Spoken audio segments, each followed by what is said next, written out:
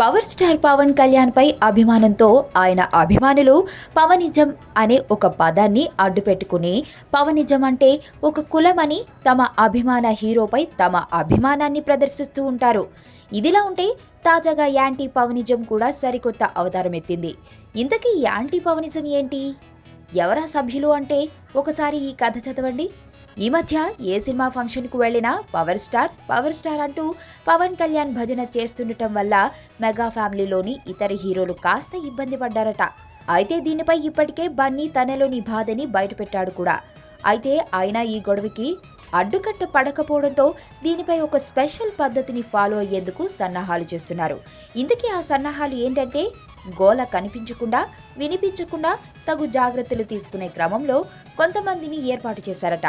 వాళ్ళు ఏం చేస్తారంటే మెగా ఈవెంట్లలో ఎవరైనా వక్తలు మాట్లాడుతున్న సమయంలో గనక పవర్ స్టార్ అంటూ అరిస్తే వెంటనే యాంటీ పవనిజం సభ్యులు యాక్టివేట్ అయిపోయి సదరు గోల లేకుండా చేస్తారట.